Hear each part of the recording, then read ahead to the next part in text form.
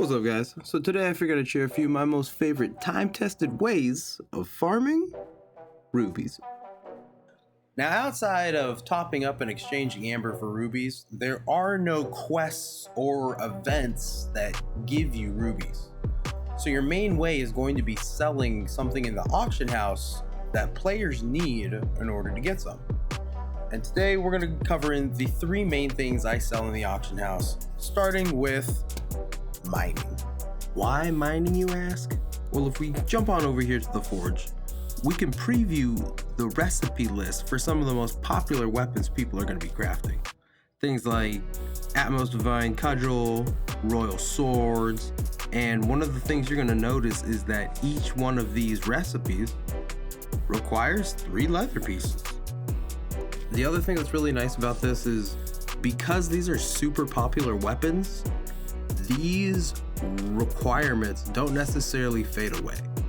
Now, getting back to mining, one of the things you're going to notice is, if you haven't, all of these cool little gemstone markers on your mini-map. But instead of mining over here on the mainlands, one of the things I like to do actually is mining in Central.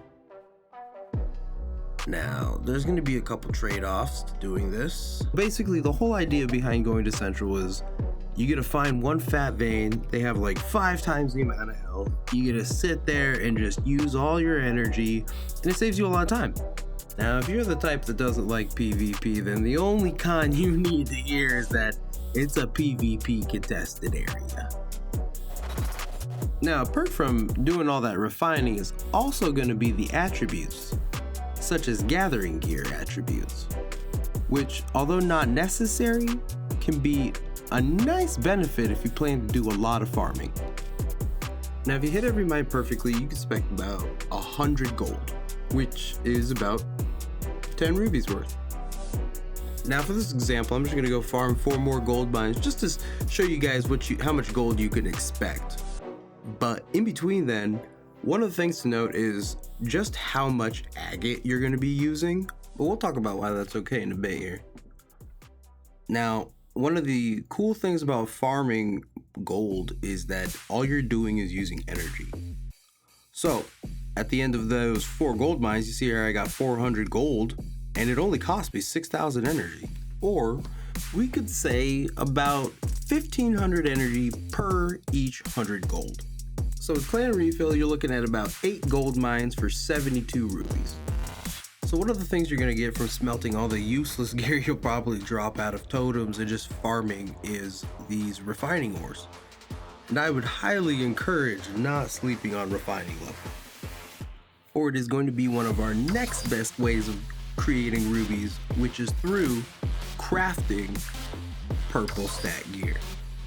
So with the excellent refiner, you'll be able to craft dawn gear, which will be useful for selling the attributes to people trying to min-max their gear. With the superb refiner here, we can create Atmos gear, which will be great for selling just for hard rubies. Next up, my favorite, taste food. Now, as you can see, we got exotic Grogana rolls for Dragon Horse, which have 2 sources of drops, which is really nice. And then if we take another popular pet like Pinnapup right here, it's gonna have the succulent ox marrow, which is dropped from the deer bull hide, oxmane deer bulls. Now, the great thing about both of these is they're some of the most popular common pets. So when it comes to making these, usually you're gonna find that there's always people buying them.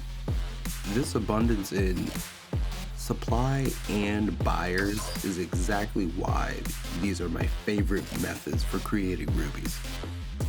Essentially, you're always going to be able to go farm giant beasts, totems, and gold. And people are always going to need gold pieces, better gear, and more agates. Now, another technique for creating rubies that's really good on a newer server, but not as easy to do on a much older server, is creating legendary boards. The reason why I say that is because a server like mine, where most people have high level processing, you're just making your own boards. versus on a fresh server, usually you're counting on the 1 to 2 people that have that high level processing already, so you can get your mustard shot bow and start farming. Same thing applies here to ingots, used for high level home upgrades. In the beginning, a great way to make rubies, but as the server matures, once again, harder and harder it becomes. And if you have a strong connection with RNGesus, then you can always take a stab at trying to drop a Phoenix weapon plan or maybe even a tier 7 from a legendary, I, however, do not. Now last but not least is the Venus Flytrap, which drops the Azure Light, Ink Drop, and Blush Puff for Delulu evolution.